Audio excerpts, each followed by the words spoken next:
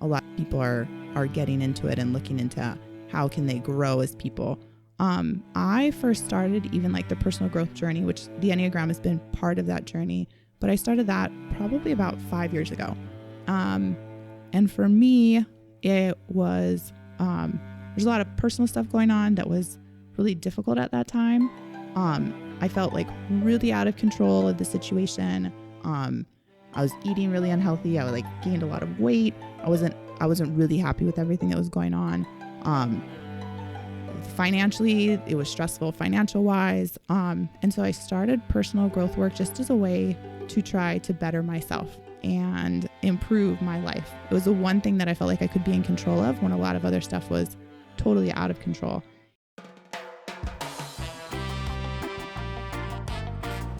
Welcome back to Hawaii Real, everybody. I'm your host, Io Ke'ehu. If you haven't yet, please hit that subscribe button if you're watching this on YouTube. If you're not, you can find this episode on all your podcast platforms, Spotify, iHeartRadio, Apple Podcasts, Google Podcasts. And you can also find these episodes on my website, hawaiirealpodcast.com.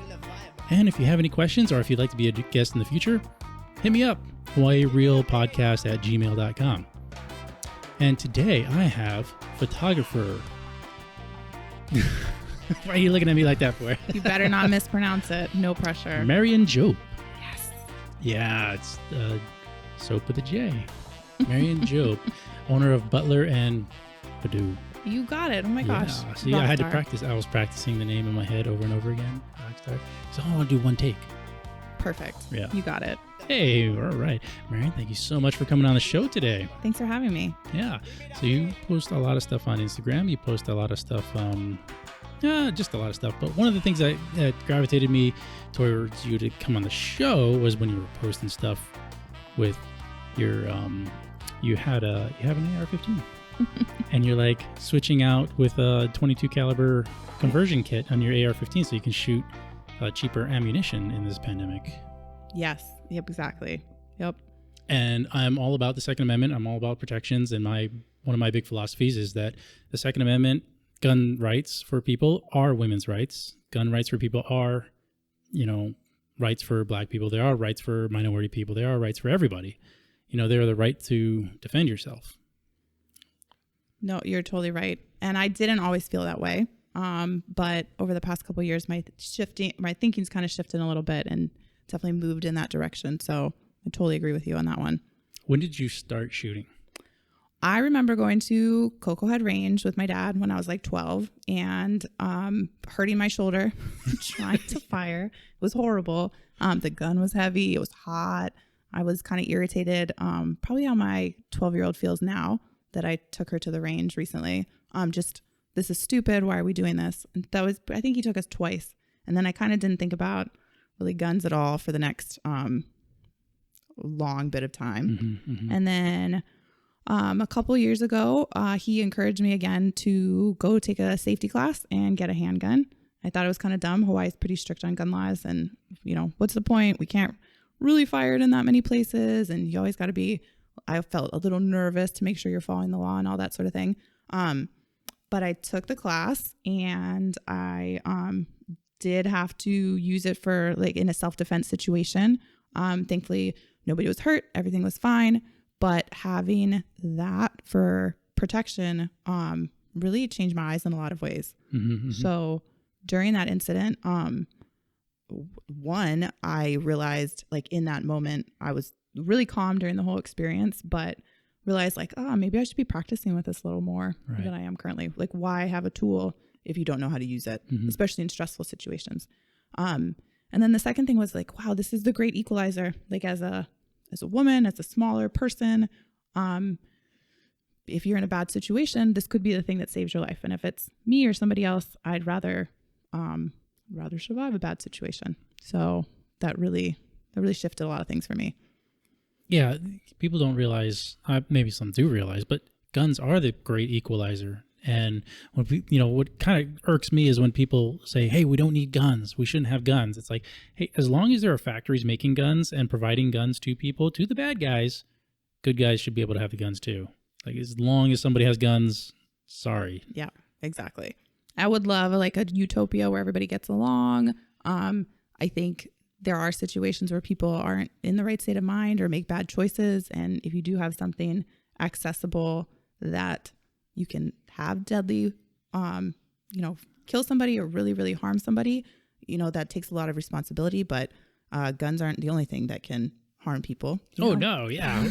Humans have been killing each other for millennia prior to guns. Actually, guns are quite recent in human history. And there's a lot of instances where guns actually save lives or prevent future or continued violence from happening. Right. So they are a preventative measure. Hey, you pull a gun on somebody, they're likely going to stop doing what they're doing unless they're super crazy, which that happens too, right?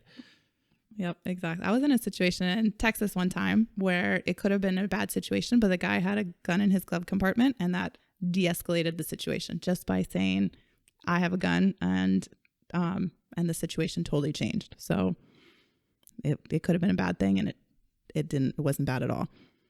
Yeah, and that's the hard part with guns, and I think that's the bad part that people always see is that you do have crazy people that just blow things out of proportion and end up going straight to grabbing the gun and, committing a crime or committing murder on someone when they didn't need to. Yeah. Yeah, you're right. But for me, knowing that I'm in a good place, I had in a sound mind, having that accessible, it's really empowering in a lot of ways. So it started out with a handgun, and now I have a few more. We'll leave it at that.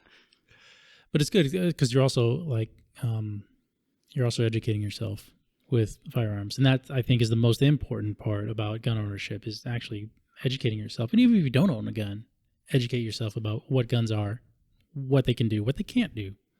Yeah, and I think that there's, I think the media, for kind of a variety of reasons, but I think they've pushed this narrative of guns are bad and guns are really, really dangerous. When you look at violence, I mean, there's more violence committed by, and you obviously have a ton of experience, like knives, different things like that. But what's the purpose? You have to ask, why would the media push this narrative and try to encourage people to be scared of guns? Usually when you push a fear narrative, there's usually always something else going on with that too. So you have to ask, why are we getting this messaging? Yeah, I don't know. I think you're right. And I think it's definitely been pushed. That narrative has been pushed. It's been pushed for, decades. But I don't know. Don't try to take away the guns until all the bad guys don't have guns. Mm-hmm. That's not going to happen because they get guns illegally. So it's if they're going to break the law, then I should be able to protect myself from those people breaking the law. So, yeah. And calling the police isn't always, timely. No, that does. I mean, police respond as fast as possible, but it's, depending on the situation. Again, anything that I think empowers people to feel safer, more in control of their situation, as long as that's coupled with clarity and some calmness and rationality. You're not flying off the handle. You're not, drinking or high or whatever. Then generally, as a rational human being, we're capable of handling the situation pretty well. So empowerment. That's a good segue to the next segment here. Empowerment. Okay. So you're an entrepreneur. I am. Yes. And we were talking about this just before we started rolling the cameras. You asked me if I was past, present, or future minded. Yeah. Focused. And I was like, I'm pretty sure I'm future focused, but what is your take on that? And what is so most your focus? Yeah, it's from the Enneagram. So I would encourage anybody listening, if you haven't done some Enneagram work, trying to figure out what your number is, then go check that out. You have a personality that's numbered 1 through 8, and it gives you a good way of seeing how you react to different situations, how you look at the world around you, and then it can give you some insight into how other people perceive different things. So it's a good way to kind of look into your self-motivation, but also help you connect with other people that might think differently than you, and you don't even realize it until you start exploring it a little bit more. But there's 3 ways of looking at your thinking. So it's either past focused, present, or future focused. I'm future focused, which means I'm always looking ahead. So sometimes that's not good because you can get focused on always, in the future, and it doesn't help you be very present in the moment. But even knowing that I tend to look ahead, I tend to kind of forget about things that have happened in the past because they're done and gone. I've already conquered them. Like, we're moving forward. That was really interesting to find out. So, and you are too. Future focused are the best, for sure. I think I am. I haven't taken this test. So what is the test you're talking about? Enneagram. Enneagram. I think I'm pronouncing that correctly. Enneagram. Where does someone find that? You can find free tests online. And it'd be a good starting off point. How do you spell that? Oh my goodness. Put you on the spot. ENNEGRAM, I believe. Okay. And you can take the online test. There's podcasts about how to interpret your numbers a little bit more. When I first took the test, I think I first started out, I was thinking I was like a number 1, and then it changed to a 3. And now I've kind of settled on maybe I'm an 8. But anything that helps, I think, you look into some of your motivations, that helps with that personal growth and development, and kind of exploring, why do I do the things I do? Why do I think the way I think, and how could that be beneficial? And then what do I need to maybe change to be a better person? What did you find out for yourself when you were doing it, and how did you have to change? Yeah. So personal growth is huge, right? It's super helpful for people. It's a really big industry too. A lot of people are getting into it and looking into how can they grow as people. I first started even like the personal growth journey, which the Enneagram has been part of that journey, but I started that probably about 5 years ago. And for me, it was, there's a lot of personal stuff going on that was really difficult at that time. I felt like really out of control of the situation. I was eating really unhealthy. I like gained a lot of weight. I wasn't really happy with everything that was going on.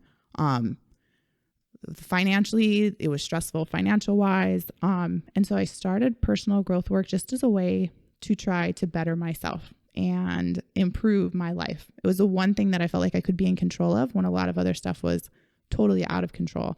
And I mean, it's been a big journey. So Enneagram is like one step along, like a long multi-year journey of becoming a better person and trying to figure out, some people say it's like unraveling all the bad stuff that we've learned as a child and like up through high school, maybe some college, any of the unhealthy things that we've just either had done to us or been a part of or something. And eventually a lot of people in their like late 20s, early 30s, hopefully start to try to work on getting rid of some of that baggage that they've accumulated.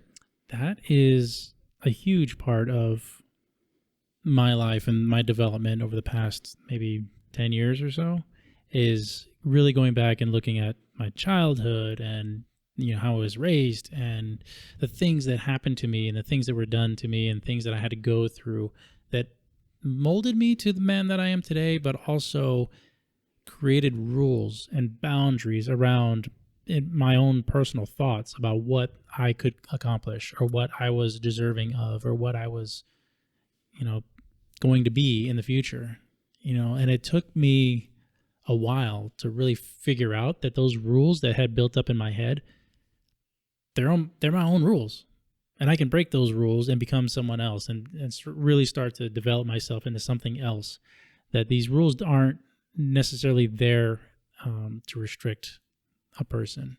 Yes, exactly. And once you start realizing that, hey, you don't have to stay in that pigeonhole that you were put in from your childhood on. You can get out of that and jump into another pigeonhole or jump into another pot or wherever, and you can start doing a whole slew of other things. Like, that's when I think my life really started to take a different direction. Because you were finally able to be in control of yourself. Like, so much where we can fall into this mentality, like the victim mentality, like, I can't change, my lot in life is set. And it's so limiting in so many ways. And I think the cool thing too is you never know along your personal growth and development journey, like who's going to speak to you at different times. So that's been cool too, because even individual people can be part of that journey for somebody else. Like, you might be saying something that they can hear from a bunch of other people, but maybe when your example is like the thing that breaks through to somebody and we're like, oh, now I can actually change because I see it modeled in this person's life, as opposed, and it just helps like sharing along that way. You don't know who you can touch. Or what were one of the rules that you had that you had to break down and work through that you don't necessarily have anymore as an adult? That's a good question. I guess for me, one of the instances was I guess I had this in my head that I would never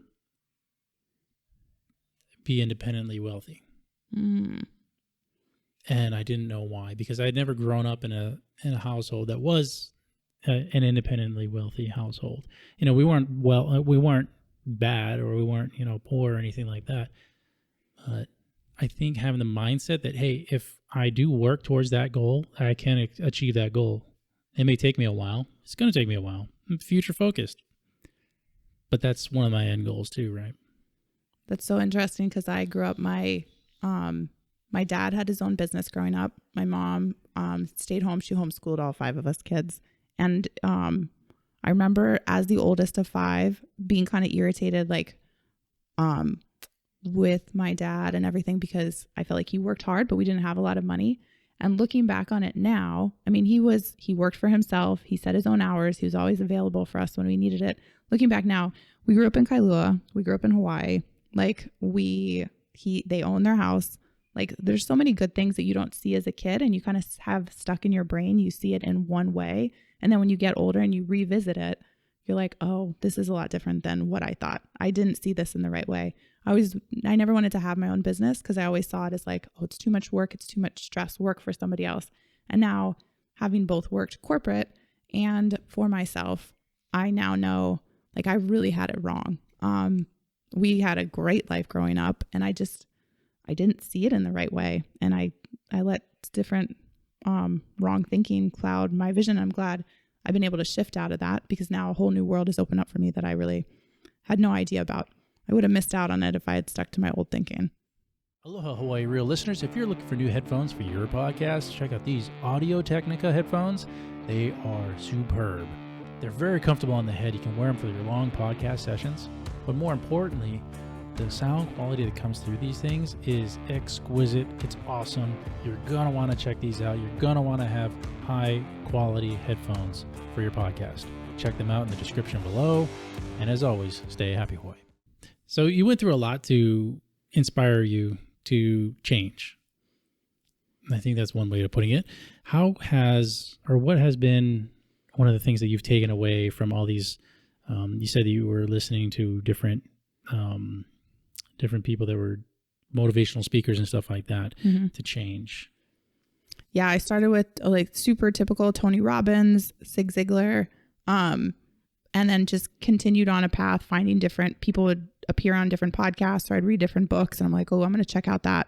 And it's kind of funny because, not to be too esoteric, but I feel like the universe kind of corresponds as I started traveling down this path of trying to figure out different things, trying to change my life and all that sort of thing.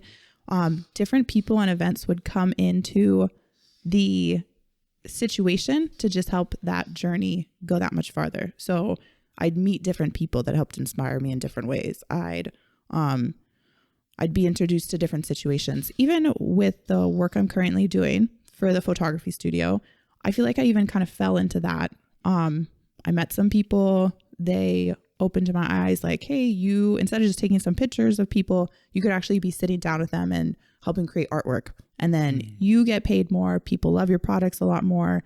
It works out so much better. And that business was able to grow to support me in a different way, so that when things got tough, I had the financial means and resources to help support myself. So it's just, the universe corresponds and aligns when you start moving in a direction to better yourself. At least that's been my experience. And just people and experiences come into your life to help make it better. It's just kind of crazy how everything works. So here's a question that I haven't asked too many people, but I always think about this kind of thing. Do you believe in coincidence, or do you believe the universe has purpose and patterns? Purpose and patterns.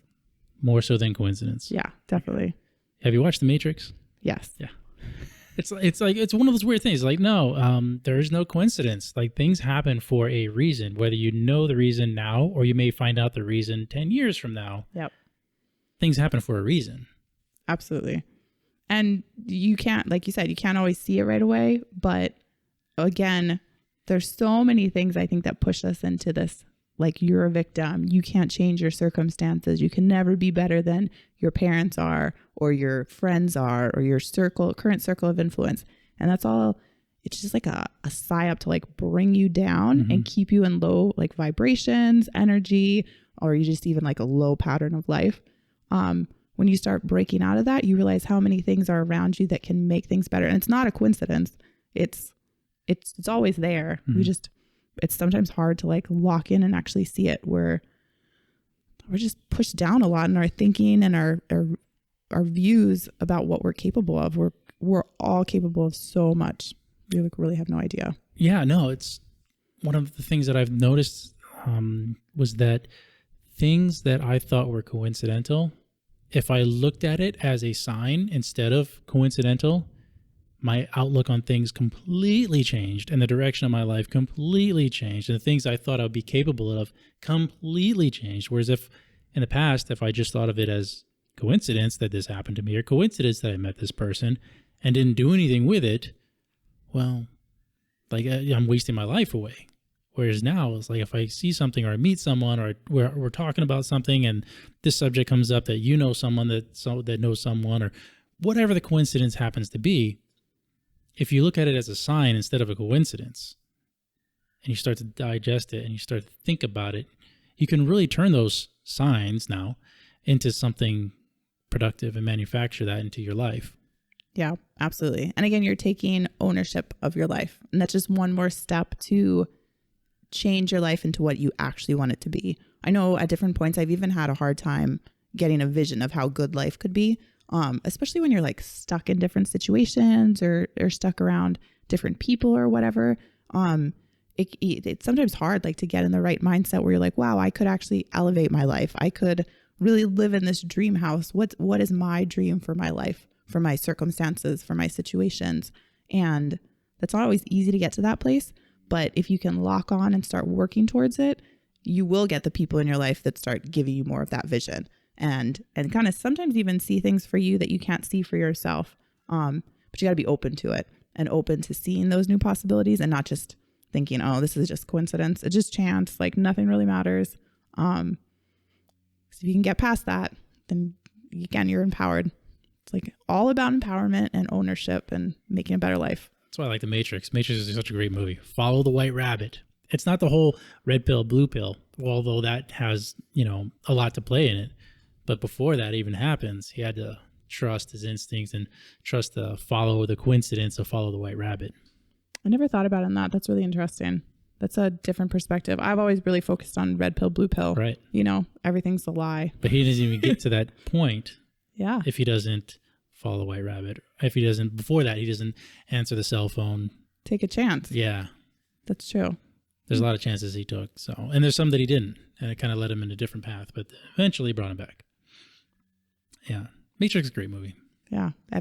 Shout out for everybody rewatching it. There's a lot of truth there that I think we can revisit. And any of you millennials or young kids out there, or even old people out there that haven't seen The Matrix, you're missing out. You got to see The Matrix. I'll throw V for Vendetta in there too. That's another. V for Vendetta is good. Timely. Matrix, V for Vendetta. That's more of like society falling apart. Get your guns. Thing. Yeah. Or your knives, whatever. He had 2 knives, right? He did. Yeah. And the hat and the mask. Yeah. But I think the government took away all the guns too. And that was part of the issue. Yeah. And then he was like a super soldier. We totally digressed. Yeah, because I don't understand. I think he shoot him, but he wasn't dying. It sounds like it's time for movie night. Yeah, I didn't understand that. But yeah, The Matrix. There was some. Who was it? Some scientist was saying that there are patterns in the world that we know it now that kind of lends credence to us living in a simulation right now. Ooh, it's like, whoa. You're going to pull that up? I think Elon Musk was even one of those. It was like, is it possible that in the future humanity could live in a simulation? I was like, well, yeah. Then isn't it possible we're doing that now? How would you know the difference? It's like, That's a good point. I do know. I think they tell you to look for tears in the matrix, or there can't be so many coincidences. How many coincidences does it take before it becomes a statistical improbability? A lot. Oh, well, I don't know. Not that many coincidences, I think, actually. Yeah. And then the CIA got involved in media back in like the 50s, right? Mm-hmm. And so when you start like going down the little rabbit hole, I think sometimes we're given different media to help make us think in a certain way. And sometimes it's like super in your face. So is The Matrix just entertainment, or is it maybe some truth mixed into it too? I think there's definitely some truth mixed into it. Like his whole digress, right? Where's the human farms? What's going on? But I mean, we're at a point in our humanity where we're playing these video games, these simulation video games, where you're living the life of another person in that video game. Like, what's to say, as Elon Musk rightly stated, in the future, 10 years, 20 years, 50 years from now, that won't be the case with us being plugged in to, digital media program or something plugged into the computers through our brains. It's totally up on the table. Yeah. It's not science fiction. Is it a result of robots taking over the world? Science fiction? Okay, yeah, that's more science fiction. But is it kind of realistic to think that humans would plug themselves into computers all day, every day, and live their entire lives through their computers in a simulation or a simulated world? 100% true, yes. I think we've seen it over the past year. Right. And it's been in the name of safety, and we've moved into that. And then you actually see different countries now saying we're going to go through a lockdown every 2 years because of climate change. So that's the thing that's coming out right now. It's interesting. I think it's completely egotistical of humans to think that we are changing the environment of the entire planet. Well, you notice too, it started with global warming, and then we've noticed these cold spikes, right? So before global warming in the 1970s, look this up, people, scientists were saying we're going into another ice age. Correct. It's shifted. So now it's just climate change. Right. And it is egotistical to think that with our limited experience and our scientific knowledge that we can know exactly how the Earth is. The Earth is warming and cooling. It's done that forever. It's normal. Right. Like, what about the sun? The sun, like, gets brighter and dims. Like, that has a large part to play. I mean, whole different conversation here. Well, follow the money. Follow the money. Why would people want to follow? Like, why would they be espousing climate change? What money's going to what positions? Mr. Al Gore. Yeah. He got really, really rich on the whole global warming thing, going out with all those speeches and everything like that. And then none of it really came to pass. Correct. And then it gets buried. So the media plays a part too in what the public remembers. Right. Yeah. One of the things I always like to bring up when people talk about the rising oceans, I was like, hey, do you know that there are thousands of civilizations, there are thousands of cities that are buried beneath the oceans right now? Like, humanity had a lot more landmass than we do today. And we've lost that. We've lost tons of civilizations throughout the Mediterranean, throughout the Asian peninsulas, throughout the Caribbean. Like, we found civilizations and cities underneath the oceans. Did humans cause that global warming? I see what you're saying. I don't know. Well, I think you can look too at politicians that are buying land right by the ocean to see how much global warming or climate change are we really worried about. Right. Because if that was a big concern, we wouldn't have. People wouldn't be buying in Miami. Correct. People wouldn't be buying in Honolulu. Or on the shores of Waimanalo. Or the shores of Waimanalo. Like, anywhere in Hawaii. Like, why would you be buying land in Hawaii? Investing a lot of money in Hawaii. Or Florida, for that matter. If you knew that global warming and oceans were rising at a rate that was going to submerge the entire Gulf Coast. Correct. So some people say it's a ploy to encourage prices to drop so they can drive property values down. I'm not saying I totally agree or disagree with that, but that's the argument. And then people can scoop in and buy those for reduced price. You're going to red pill everybody today. Yeah. Well, going back to movie night, it's like, well, look at Waterworld. That came out around the same time in the 90s, right? Talking about global warming, and Waterworld comes out. Here, look what happens. Like, the entire planet's going to be covered in water. Yes. No. There's not that much water, people. Sorry. Yeah. It's, again, I mean, even if you want to take it back to how much agency do we have, if you're worried about stuff like that, it helps put you into a victim mindset. Nothing can change everything we do, yeah, it's interesting. It's total victim and fear mindset. We are not about that.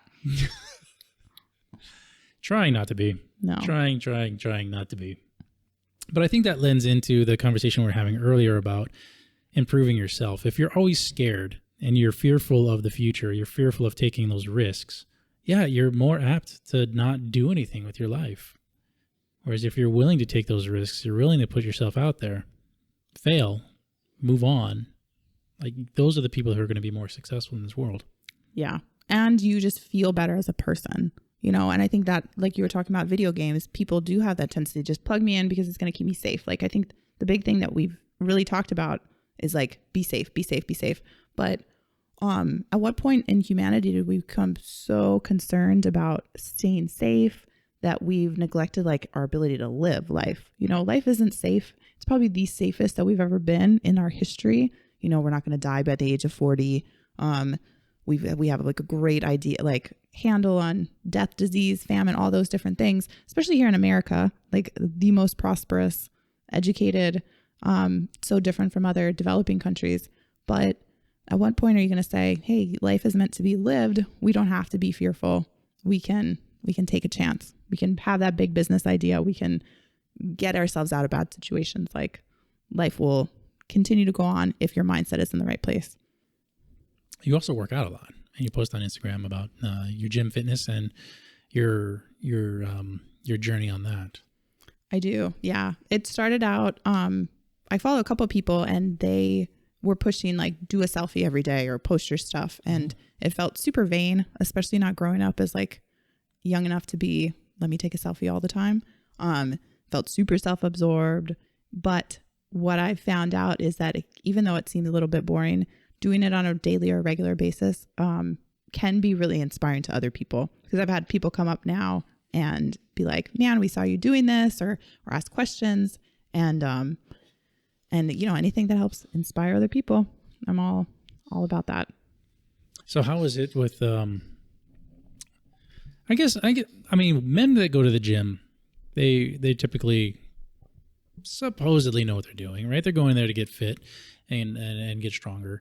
But women going to the gym, it's sometimes, I guess less nowadays, but more so in the past, how it's been.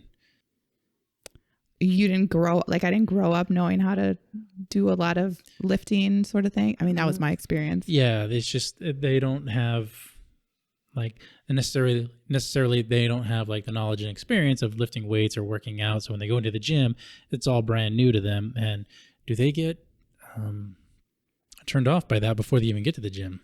Yeah, it's a great question, or great point. That was 100% my experience. So I grew up doing a lot of cardio, soccer team, basketball team, tennis, all those different sports, always team sports. You're doing it together. It's not rocket science for how to do different things. None of those things put me into a weight room because I didn't play so competitively that it was like, hey, soccer team, we're going to go into the weight room and get familiar with all those things. I had experience. My ex-husband worked out a lot at the gym. With the few times I'd go with him, and totally a missed opportunity. And it was kind of a me thing. But the few times I went, I always felt awkward. Always felt like, oh, this is like a weird place. There's too many heavy weights. Like, what am I supposed to be doing? I felt really self-conscious. And that was all like 100% on me. It wasn't anybody else's thing. That was my thing. And so when I finally decided like there has to be something to this weightlifting thing, I can't just do cardio because I'm still fat. Like, nothing's changing. I started out with CrossFit just to get a little bit more familiar with the equipment, have some instruction. I know other people use like a personal trainer to get more familiar. And then after about a year of doing CrossFit, it took me a while, had to build up a lot of confidence. I had a friend of mine that actually came down from the mainland. He's a professional bodybuilder, so he competes in shows. He came out here for a wedding, and it was just such a good experience to be able to see one, work out with him, to see how he does things, but then also see how he eats, his nutrition.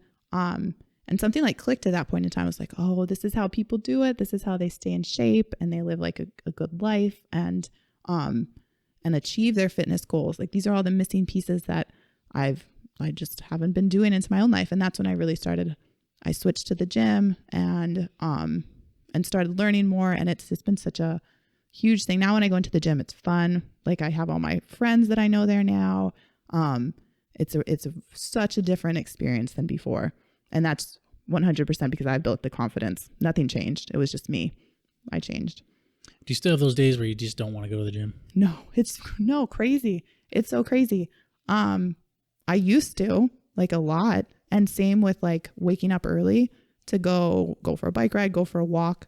I used to really not do that. And now it feels like the day is like incomplete if I haven't done something like that, unless it's like a rest day. But then even then it's like, well, go on a walk.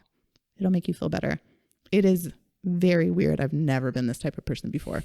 I don't even get it, but it's gotten to be fun. Now it's fun. Yeah, no, I was listening to one of Joe Rogan's podcasts, and he was talking about how if he only worked when his body felt like working out, he'd be a lazy ass. He'd be, fat and blobby and whatever. And that he has to go work out when he doesn't want to work out or his body doesn't want to work out. So he has to fight with that internal monologue with himself to get out there and work out. Yeah. I can definitely see that. Take some pre-workout or drink some coffee. Go. I've been lucky too. My schedule is pretty consistent. Mm-hmm. So I think for people that have kind of weird shift schedules or they work like a ton, I could see where you really have to stay really, really consistent. I've just been lucky in that. Thanks God for, during this time where it's been a pretty consistent schedule, I have a little bit more time flexibility, where it's been able to lock in the habit in a little different way. On days when things get really crazy, it is more challenging. It's still fun going, but finding that time, you do have to work at it. You have to make it a priority. So if you're talking to other females who are maybe thinking about going into the gym or looking at themselves in the mirror thinking, hey, I got to do something, what kind of advice would you be giving them? Check out social media if you want to follow along to see different moves.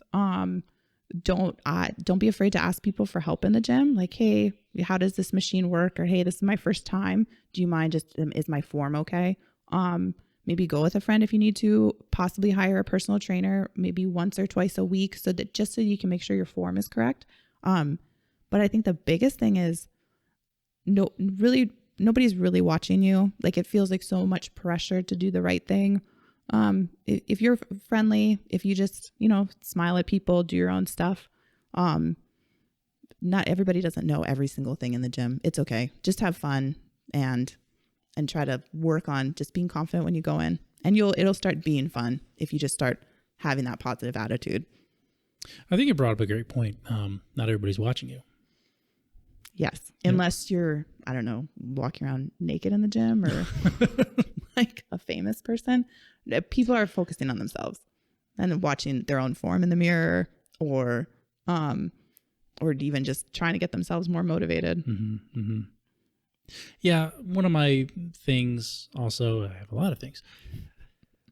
Stop worrying about stop worrying about the image that you propel to people, and stop worrying so much about how people are going to see you or how you're going to look when you're doing something. Just go ahead and do it. Yeah. Like, people are going to see you actually doing something, not how you look doing it. People care a lot less about you. We all care about ourselves way more than we care about the other person, like 100%. So when I let go of like, I'm going to feel dumb, or there's been a couple of times where people have corrected my form. And at first it's like, there's a little part of you that wants to be like, oh, don't tell me what to do. And then the other part is just, okay, cool. Now I can do it better. Thank you. Like, just thank you, move on. And you're going to do it better the next time. Like, it's okay. It's like, guys, don't feel shame going to the gym and doing one pull-up.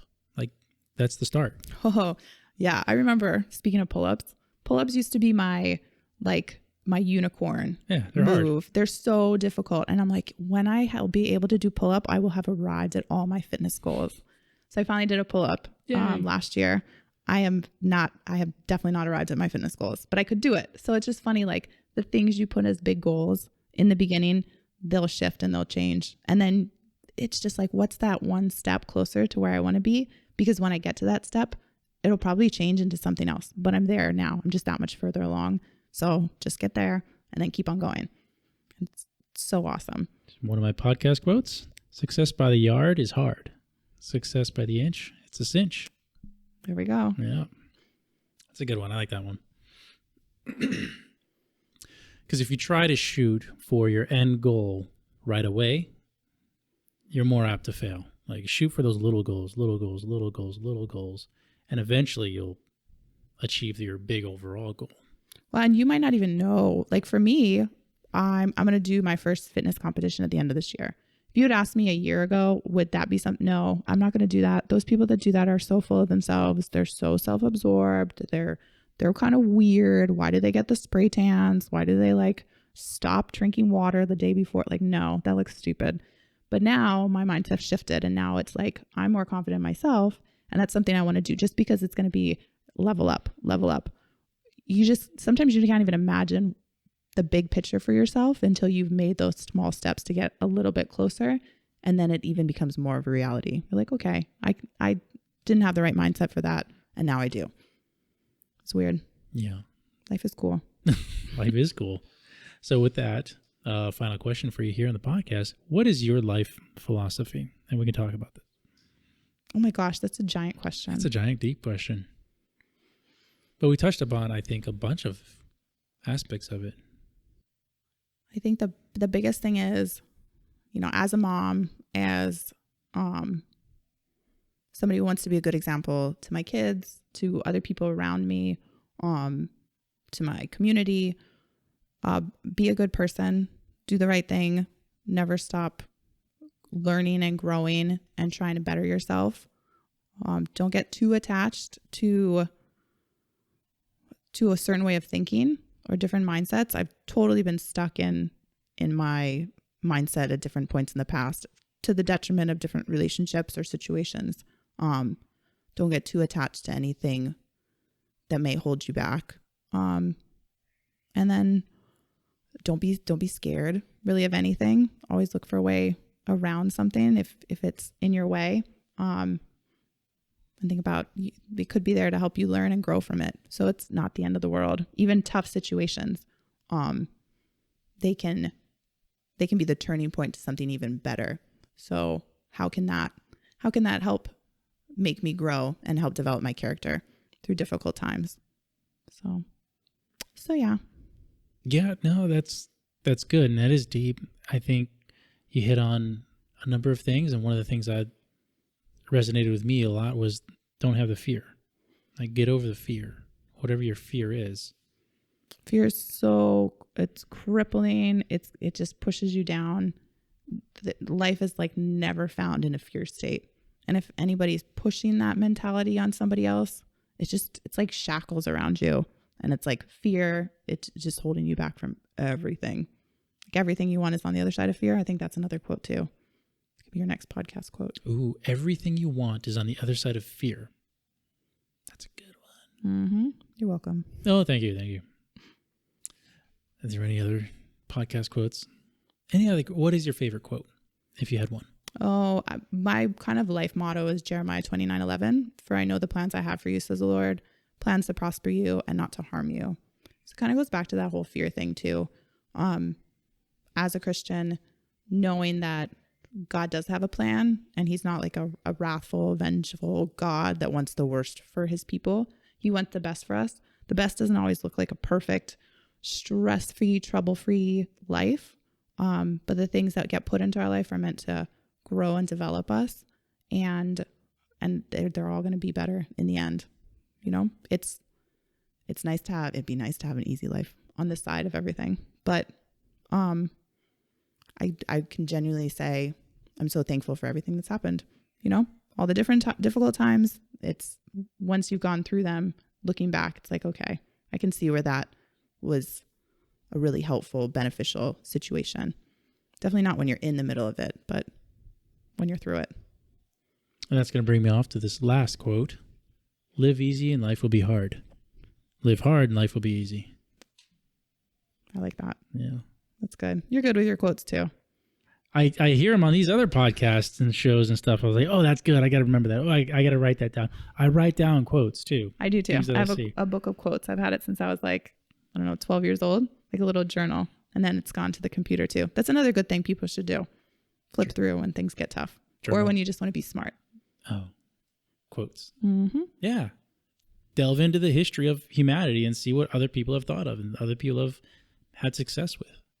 Don't try to reinvent the wheel yourself. No, thankfully. We have so much knowledge at our fingertips now, too. It can be a little bit overwhelming sometimes, but we are well equipped to have an awesome life. We are. All right. Marian, I want to thank you so much for coming on Hawaii Real. Thank you. It was great to be here. Oh, thanks. Any last words? Thank you for having me. I really, really appreciated it. Where can people find you? Butler&Badou portraits.com or on social media, both under the business, or I have my personal account too. They're all linked once you get to the one website. They'll connect you to everywhere else. Very cool. Very cool. All right, everybody. Be sure to tune in again next week. And as always, stay happy, Hawaii. Gotta throw the shakas. Gotta throw the shakas. Oh, sorry. She's throwing the shakas, folks. It's like I didn't even grow up here. It's so bad.